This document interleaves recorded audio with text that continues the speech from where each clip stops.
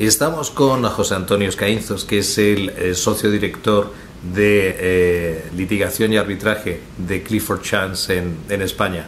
Y queremos aprovechar su gran experiencia y conocimiento en esta materia para preguntarle su opinión con respecto a después de estos años de vigencia de la ley de arbitraje, ¿cuáles crees que han sido las consecuencias prácticas de esa modificación legislativa de 2011? Bueno, efectivamente la legislación española de arbitraje es reciente toda ella, porque estamos hablando de una ley del año 2003, pero la modificación del 2011 fue una modificación un tanto atípica, en el sentido de que no había una especial demanda para ella, es decir, no había grandes problemas en la ley de arbitraje que resolver o que cambiar, y sin embargo, cuando se acometió, hubo por tanto reacciones un poco dispares. Es verdad que tenía una parte positiva, en cierto modo, cual era el que daba carta de naturaleza al arbitraje societario, que hasta entonces no estaba en la ley de arbitraje, existía, pero no estaba en la ley de arbitraje. A cambio de eso introducía algunas limitaciones que fueron objeto de cierto debate y introducía, además de algunos cambios menores, también otro importante, que era el atribuir la competencia que hasta entonces estaba reservada a las audiencias provinciales a los tribunales superiores de justicia. Como es conocido, España tiene una organización provincial, por tanto hay 50 audiencias provinciales. Se pensó por el legislador que era mejor, para unificar criterios, que en lugar de 50 tribunales resolviendo sobre determinadas materias, fundamentalmente en materia de anulación, era mejor tener solo 17, que son el número de tribunales superiores de justicia que hay en España. La verdad es que eso, desde el punto de vista del club, no se vio como algo que respondiera a las expectativas que creo que el mundo arbitral tenía, que era la de que idealmente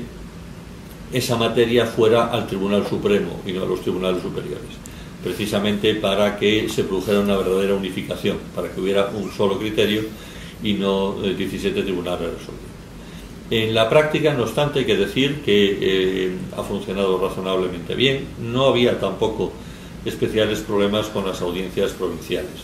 de manera que no es que se haya mejorado, sino que digamos que se ha mantenido en términos generales una buena situación.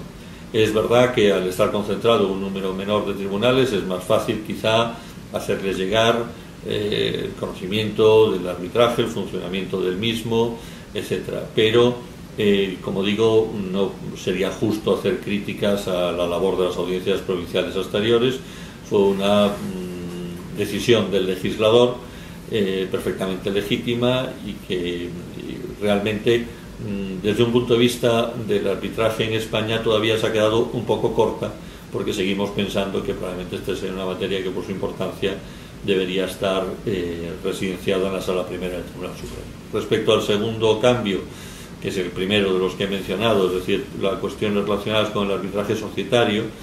es verdad que desde el punto de vista del Club Español del Arbitraje, el arbitraje societario es una de las materias que siempre se ha querido impulsar. Es bueno en ese sentido que esté en la ley expresamente previsto. Hay cosas que nos parecen perfectamente razonables, como el hecho de que en ese caso tenga que ser un arbitraje institucional o que se den algunas otras garantías, porque ciertamente el arbitraje societario es una especie distinta dentro del género del arbitraje, pero también es verdad que creemos que ahí lo que queda es fundamentalmente no tanto una labor legislativa por hacer, cuanto una labor divulgativa, en la que sin ninguna duda el club ha participado y ha elaborado un excelente informe sobre el arbitraje societario, precisamente para que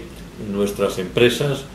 vean las ventajas de residenciar sus conflictos, cuando los haya y sean inevitables, en sede arbitral en lugar de en sede judicial. En España hay magníficos expertos que pueden hacer la labor tanto de abogados como de árbitros en esta materia, y se puede resolver estos conflictos de una manera rápida, ordenada muy discreta, que creemos que en el ámbito de una sociedad, cuando estamos discutiendo conflictos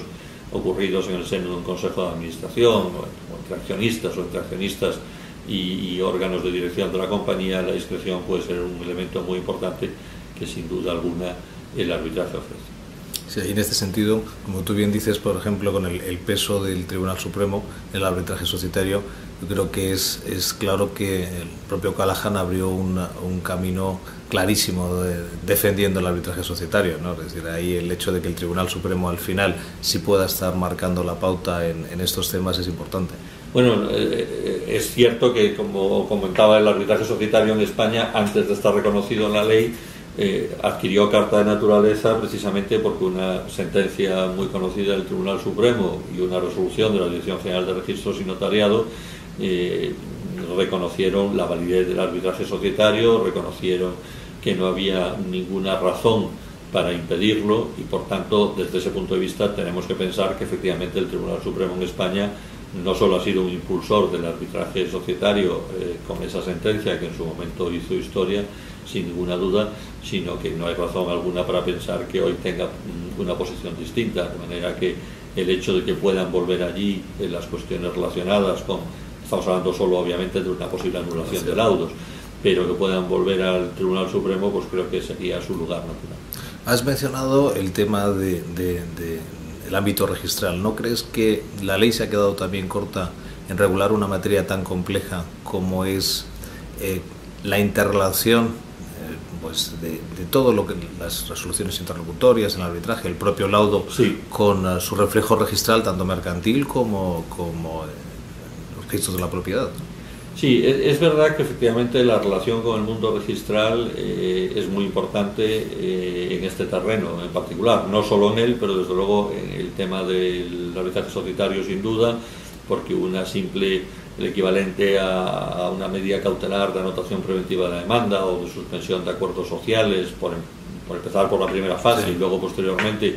lo que puede ser una modificación estatutaria, etcétera. Todo esto necesita un acceso al registro para producir verdadera eficacia, porque evidentemente nuestro sistema registral es un sistema muy garantista, es un sistema que funciona muy bien, pero ciertamente lo que no está en el registro en gran medida no está en el mundo. No existe, claro. Y por tanto el acceso al registro es fundamental. Quizás ahí estoy de acuerdo que desconozco las circunstancias particulares con las que se elaboró esa norma, pero es curioso que, habiendo nacido del Ministerio de Justicia y por tanto teniendo evidentemente en su seno la Dirección General de Registros y Notariado, creo que hubiera podido hacerse mejor ese engarce con el sistema registral. No sé hasta qué punto se dio participación o la posibilidad de opinar a los registradores en este caso. Tengo que decir que, por el contrario, en el propio club, en el grupo de trabajo que se organizó precisamente para elaborar el trabajo sobre arbitraje societario, se pidió expresamente la participación de notarios, de registradores, del propio ministerio, para que nos dieran su opinión y su forma de ver este tema, porque creemos que las novedades legislativas hay que hacerlas siempre sobre la base no ya de expertos conocedores de la materia, sino de expertos practicantes de la materia. Hay que hablar con todos los que realmente tienen un papel, y en este caso, sin ninguna duda, los registradores tienen un papel muy importante, ¿no? Y creemos que precisamente para que el arbitraje societario prospere, el traslado registral tiene que ser suficientemente tranquilo y seguro como para que una compañía sepa que no va a estar en peor posición yendo a la vía arbitral que a la judicial en materia de acceso al registro. No hay ninguna razón para que no sea así, pero es verdad que quizá esa es una cuestión que todavía se podría mejorar. La última pregunta, hablando de desarrollos reglamentarios pendientes, ¿consideras que es relevante el hecho de que no se haya realmente desarrollado la obligación del árbitro de tener un seguro de responsabilidad civil, que teóricamente podría entenderse incluso como una causa objetiva para no poder estar aceptando el nombramiento? Bueno, yo creo que ese es un punto ciertamente delicado y es de los que ha sido objeto de debate también, ¿no? Yo creo que aquí hay dos formas de ver el tema. No cabe duda de que el hecho de que un árbitro tenga un seguro aparentemente da una mayor garantía a quien confía en ese árbitro para resolver su disputa. Pero también hay que entender que el caso de la responsabilidad del árbitro, y no me refiero aquí a España, sino que el sistema es el mismo prácticamente en todo el mundo, es decir, no hemos inventado nada, afortunadamente aquí, ni hemos tampoco sido más restrictivos que en otros lugares. La responsabilidad del árbitro, según nuestra legislación, se limita a unos casos absolutamente excepcionales que pasan básicamente por una situación de dolo, de mala fe por parte del árbitro. Bueno, una vez más, una sentencia del Tribunal Supremo que por fin marca absolutamente Exacto. Cómo se tiene que interpretar, ¿no? Entonces, realmente ahí estamos ante un caso verdaderamente extremo. Realmente no se han conocido casos de responsabilidad, porque el árbitro es un ser humano que se puede equivocar, evidentemente, y la parte que pierda el caso, sin ninguna duda, va a estar en desacuerdo con la tesis del árbitro. Pero yo creo que, además de que eso no es distinto de lo que ocurre en el mundo judicial, cuando uno acude al arbitraje, no olvidemos que tiene en muchas ocasiones la gran ventaja de que puede elegir quién va a resolver su caso, cosa que no ocurre en el mundo judicial. De manera que eso también hay que tenerlo presente a la hora de atribuir responsabilidades, digamos. Pero yo creo que no cabe o no debe confundirse lo que es la legítima discrepancia con lo que haya hecho el árbitro, o incluso el hecho de que el árbitro en un momento determinado pueda hacer una interpretación del derecho con la que no coincida incluso las últimas resoluciones, por ejemplo, del Tribunal Supremo, porque es perfectamente legítimo que eso ocurra. Obviamente en muchos casos, cuando estamos hablando de cuestiones de hecho o técnicas, puede ser muy discutible la decisión del árbitro, como lo es la de cualquier persona que tuviera que decidir cuando las cosas no son claras, y casi nunca lo son, y mucho menos cuando los asuntos son de relevancia o de complejidad. Por tanto, yo creo que el tema del seguro del árbitro, como digo, es una aparente garantía para casos absolutamente excepcionales, y sin embargo crea grandes dificultades, porque para que el árbitro tenga un seguro, lo primero que tiene que haber es una compañía aseguradora que quiera asegurar esos riesgos. Y en el momento que se introduce esta novedad, realmente las compañías aseguradoras no estaban preparadas, hasta donde yo conozco, para asumir ese tipo de responsabilidades, ni tenían unas coberturas específicas para ello. Entonces, ese es un primer problema. Segundo problema, el que efectivamente cambia mucho la situación de un árbitro que esté trabajando en una gran organización, donde por definición tienes unos seguros muy importantes para todos sus abogados, en este caso, al abogado que quiera tener su propio despacho para dedicarse, por ejemplo, a las actuaciones arbitrales, que evidentemente por definición no va a poder tener un seguro